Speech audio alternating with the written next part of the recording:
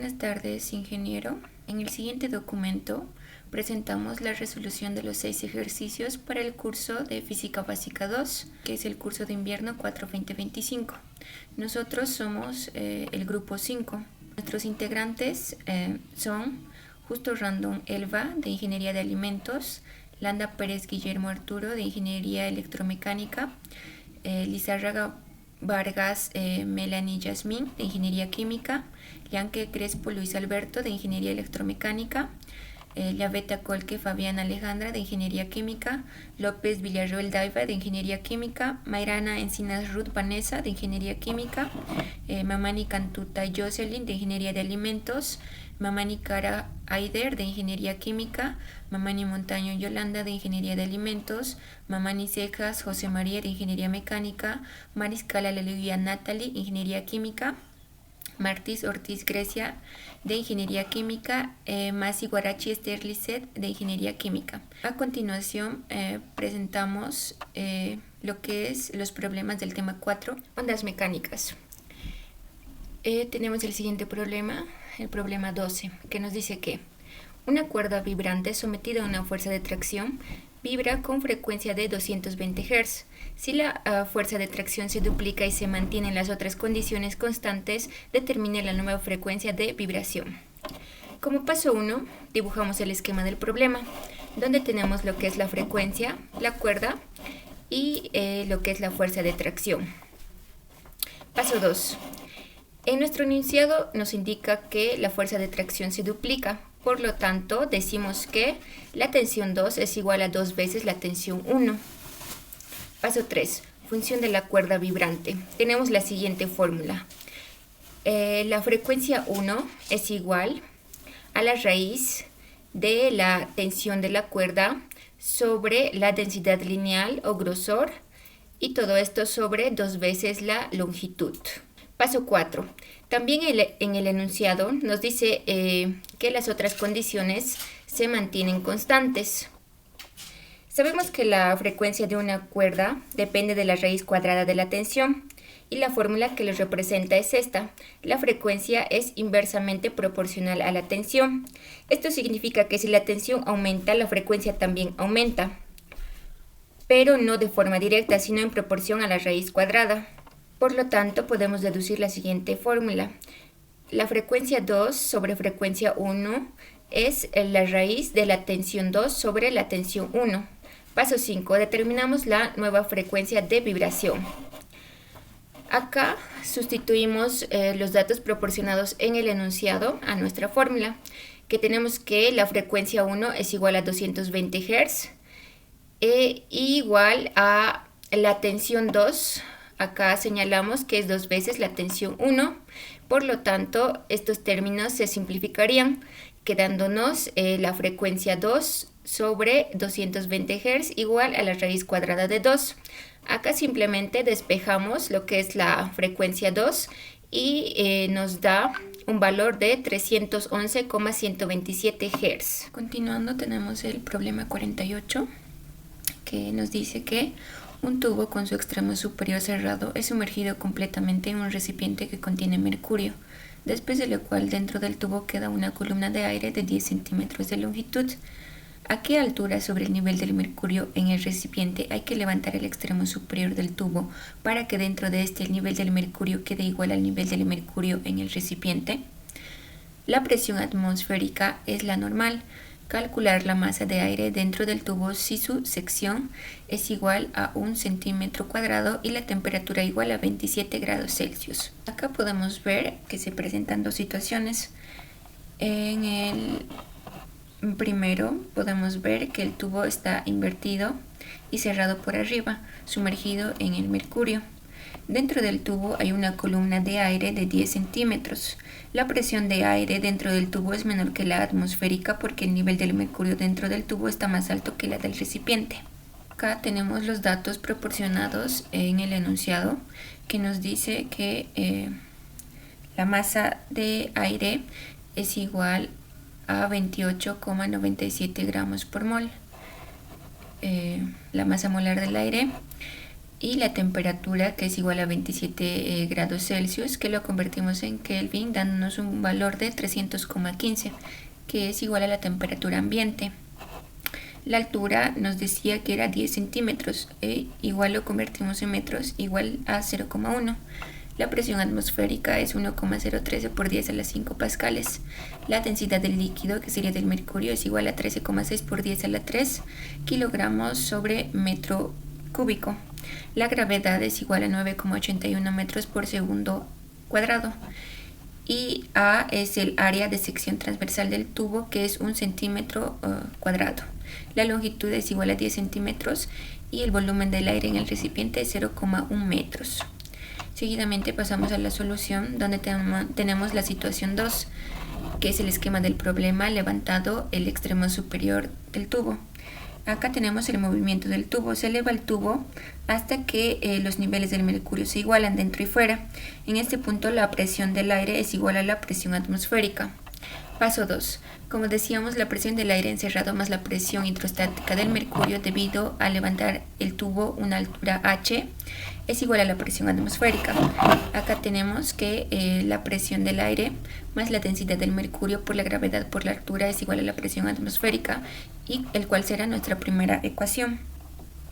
Como paso 3 usamos la ecuación de gas ideal modificada con densidades para hallar la presión del aire. La presión del aire por el volumen es igual a los moles por la constante R y por la temperatura. La presión del aire por el peso molecular es igual a la densidad por la constante R por la temperatura. Acá sustituimos los valores proporcionados en el enunciado y nos da que la presión del aire es igual a 0,12 atmósferas. Como paso 4, reemplazando en la primera ecuación, se obtiene que esta es nuestra primera ecuación, y reemplazando los datos que tenemos, la presión del aire, que es igual a 0,12 atmósferas, que es el 12% de la presión atmosférica, y la presión en atmósferas, presión atmosférica a nivel del mar. Para el inciso A, como paso 5, convertimos la presión de atmósferas a pascales, que sería 0,88 atmósferas igual a 0,88 por 16.000 pascales, para luego despejar la altura. Entonces, despejando la altura de esta ecuación y sustituyendo los valores correspondientes, tenemos que la altura es igual a 0,11 metros. Para nuestro inciso B, como paso 6, usamos la ecuación de la densidad del aire para hallar su masa. La densidad sería igual a la masa sobre volumen. Despejando la masa, tenemos que la masa es igual a 12,9 miligramos. Como paso 8, proporcionamos los resultados finales. La altura a levantar para que dentro del tubo el nivel del mercurio quede igual al nivel del mercurio en el recipiente. La altura hallada fue 0,11 metros y la masa de aire dentro del tubo fue de 12,9 miligramos. Continuando, tenemos el problema 9, que nos indica que la velocidad de propagación en un gas y en un líquido a la misma temperatura es de 330 metros por segundo y 1500 metros por segundo respectivamente. Un dispositivo, por ejemplo, un diapasón, produce ondas sonoras en ambos fluidos de 420 Hz. Halle la relación de longitudes de onda en el líquido respecto del gas y la longitud de onda del sonido en cada medio. Como paso 1 tenemos la fórmula de la velocidad de la onda, donde V es la velocidad de la onda medida en metros por segundo, que es igual a lambda, que es la longitud de onda medida en metros, por F, que es la frecuencia medida en Hz. Paso 2. Calcular la longitud de onda en el gas. Para ello, el enunciado nos proporciona los siguientes datos, que es el volumen del gas igual a 330 metros por segundo y la frecuencia, que es igual a 420 Hz. Acá utilizamos la fórmula que nos dice que el volumen del gas es igual a la longitud de onda del gas por la frecuencia. Acá despejamos la longitud de onda del gas y sustituimos estos valores y nos da que la longitud de onda del gas es igual a 0,786 metros. Paso 3. Tenemos la gráfica de la onda del gas, dada la siguiente función. representa el valor de la onda en un momento o posición dada, que es igual al seno de 2pi sobre 0,786 por x. X representa el tiempo o la posición, y 2pi sobre 0,786 número de onda o frecuencia angular. Y acá tenemos la gráfica. Pasando al punto 4, tenemos de calcular la longitud de la onda del líquido. Para ello tenemos los siguientes datos. El volumen del líquido es igual a 1500 metros por segundo y la frecuencia es igual a 420 Hz. Acá tenemos la misma fórmula, para lo cual despejamos la longitud de onda del líquido y sustituimos valores, y nos da que la longitud de onda del líquido es igual a 3,57 metros. Acá en el paso 5 tenemos la gráfica de la onda del líquido, dada la siguiente función. Y es igual al seno de 2pi sobre la longitud de onda del líquido, que es 3,57 por x, y nos da el siguiente gráfico. Como paso 6 tenemos el cálculo de la relación de longitudes de ondas, que es lo que nos pide el enunciado. Y tenemos que la longitud de onda del líquido sobre la longitud de onda del gas es igual a estos valores que sacamos anteriormente, y la relación sería de 4,54. Acá como último paso tenemos lo que es la gráfica de la relación de las ondas, donde podemos ver una comparación de longitudes de onda en gas y líquido. Problema 29. Tenemos el siguiente enunciado. Jorge se está dirigiendo hacia la isla con una velocidad de 24 metros por segundo cuando él ve a Betty, que está en la orilla en la base de un acantilado. Jorge hace sonar la bocina de frecuencia con un valor de 330 Hz. El inciso A nos pide qué frecuencia escucha Betty. En el inciso B, Jorge puede oír el eco de su bocina reflejado por el acantilado. La frecuencia de este eco mayor que o igual a la frecuencia es oída por Betty. Explique. Inciso C. Calcule la frecuencia que escucha Jorge del eco del acantilado. En el gráfico podemos observar que Jorge se acerca a Betty con una velocidad de 24 metros por segundo y una frecuencia de 330 Hz. Según los datos que nos proporciona el problema, tenemos que la frecuencia de Jorge es igual a 330 Hz, la velocidad del sonido es igual a 340 metros por segundo, la velocidad de Jorge es igual a 24 metros por segundo. En el inciso A nos pide encontrar la frecuencia que escucha Betty. En este caso utilizaremos lo que es el efecto Doppler. El efecto Doppler es el cambio aparente en la frecuencia o el tono de una onda cuando la fuente de la onda y el observador se mueven uno respecto al otro. Tenemos la siguiente fórmula. La frecuencia que escucha Betty será igual a la frecuencia de Jorge por la velocidad del sonido sobre la velocidad del sonido menos la velocidad de Jorge. Reemplazando datos, obtenemos que la frecuencia que escucha Betty es igual a 355,06 Hz. Ahora pasamos al inciso B. La frecuencia del eco es mayor o igual a la que oye Betty. Jorge emite un sonido de 330 Hz. Es una fuente en movimiento hacia el acantilado. En reposo. Se aplica el efecto Doppler. Utilizando la frecuencia encontrada en el inciso A que escucha Betty, obtenemos la frecuencia del eco del acantilado. Entonces, la frecuencia del acantilado será igual a la frecuencia de Jorge por la velocidad del sonido sobre la velocidad del sonido menos la velocidad de Jorge. Entonces, la frecuencia del acantilado será igual a 355 Hz. En respuesta tenemos que la frecuencia del eco que escucha Jorge es mayor que la que escucha Betty, porque el sonido sufre el efecto Doppler dos veces, una al ir al acantilado y la otra al volver como eco. Ahora pasamos al inciso C. El inciso C nos pide encontrar la frecuencia que escucha Jorge del eco del acantilado.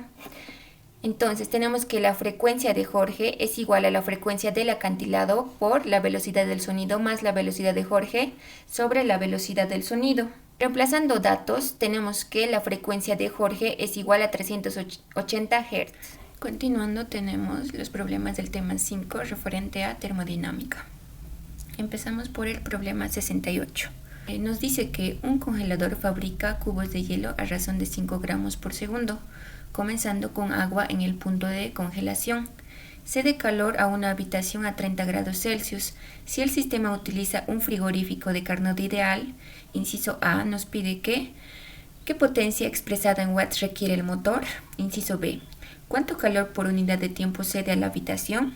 Inciso C, ¿cuál es la variación de entropía del agua?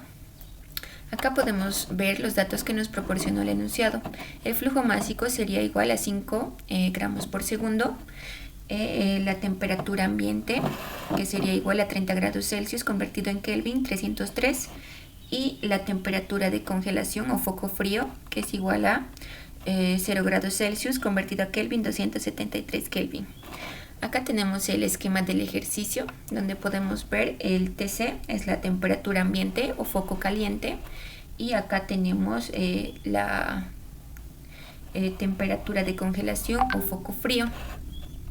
Acá también podemos ver un diagrama PV, donde partimos del punto C hasta D, donde es la expansión isotérmica, y de D a A es la expansión adiabática, y de A a B es la compresión isotérmica, y de B a C es la compresión adiabática. Comenzamos con la resolución del ejercicio. Para ello tenemos el inciso A. Cada segundo se convierte en 5 gramos de agua a hielo. Como el agua ya está en 0 grados Celsius, que es el punto de congelación, no hay que bajarle la temperatura, solo cambiar su estado físico, lo cual requiere calor latente. El calor latente de fusión del agua, energía necesaria para congelarla, es 334 por 10 a la 3 joules sobre kilogramo.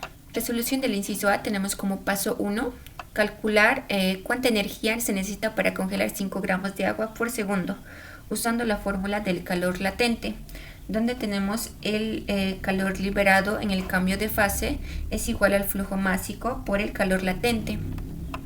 Acá, sustituyendo valores, tenemos que el calor liberado o la energía necesaria es igual a 1670 joules por segundo, que es el flujo de calor. Como paso 2 tenemos la eficiencia inversa del refrigerador de Carnot, se llama coeficiente de operaciones, para lo cual tenemos la siguiente fórmula. El coeficiente de operaciones es igual al calor extraído del foco frío sobre el trabajo, que es igual a la temperatura de congelación o foco frío sobre la temperatura ambiente menos la temperatura de congelación. Acá, sustituyendo valores, tenemos que el coeficiente de operaciones es igual a 9,1. Paso 3. Calcular la potencia del motor mediante la fórmula. Utilizamos la misma fórmula, solo que en este caso despejamos lo que es el trabajo o potencia realizada por el motor. Sustituyendo valores, tenemos que el trabajo realizado por el motor es igual a 183,52 watts. Convertido sería igual a 184 watts. En este caso, el trabajo por segundo es igual a la potencia. Para el inciso B, aquí usamos la conservación de la energía. La máquina de Carnot extrae calor del congelador y lo lanza a la habitación. Como primer paso para la resolución del inciso B, tenemos la ecuación de la primera ley de la termodinámica, donde W es el trabajo realizado por el motor, que es igual al calor cedido al foco caliente menos el calor absorbido del foco frío. Acá despejamos lo que es el calor cedido al foco caliente. Reemplazando los valores, tenemos que el calor cedido al foco caliente es igual a 1854 watts. Como paso 2, ahora lo convertimos a calorías por segundo, dándonos un valor de 443 calorías sobre segundo. Para el inciso C, durante el cambio de fase el agua se congela, la temperatura permanece constante, es decir, T es igual a 303 Kelvin. Para la resolución del inciso C, como paso 1, sabemos que la variación de entropía está dada por esta fórmula, donde la variación de entropía de dos estados se calcula integrando el calor reversible dividido entre la temperatura desde el estado inicial hasta el estado final. Entonces, como t no cambia, se puede sacar fuera de la integral. Acá tendríamos que la variación de entropía del agua es igual a 6,12 joules, porque el problema 59 que nos dice, con ayuda de un hornillo eléctrico de potencia de 1 kilowatts, en la habitación se mantiene la temperatura de 17 grados Celsius, siendo la temperatura del aire circundante de menos 23 grados Celsius. ¿Qué potencia se necesitaría para mantener en la habitación la misma temperatura con ayuda de una bomba térmica ideal? Acá tenemos el esquema de nuestro problema, donde nos dice que la temperatura del foco caliente, que sería la habitación, es igual a 17 grados Celsius. Y la temperatura del foco frío, el exterior, sería de menos 23 grados Celsius. Y la bomba de calor. El problema nos proporcionó los siguientes datos. UC, que sería el calor suministrado al foco caliente, que es 1 kilowatts, lo convertimos en watts, que sería igual a 1000. La temperatura del aire, que es igual a menos 23 grados Celsius, lo cual tenemos que llevar a Kelvin, que sería igual a 250,15. La temperatura de la habitación, que sería igual a 17 grados Celsius, convertido en Kelvin, 290,15. Acá nos pide lo que es el trabajo o potencia que debe suministrar a la bomba. Como paso 1, encontramos lo que es el coeficiente de rendimiento ideal, que es igual al calor suministrado al foco caliente sobre el trabajo o potencia que debe suministrarse a la bomba, que sería igual a la temperatura del ambiente sobre la temperatura del ambiente menos la temperatura del aire.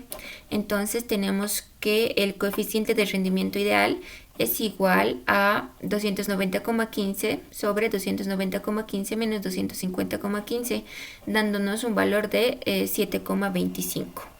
Como paso 2 encontramos lo que es la potencia o trabajo que se requiere, que sería igual a la misma fórmula, pero en este caso despejamos lo que es la potencia o el trabajo.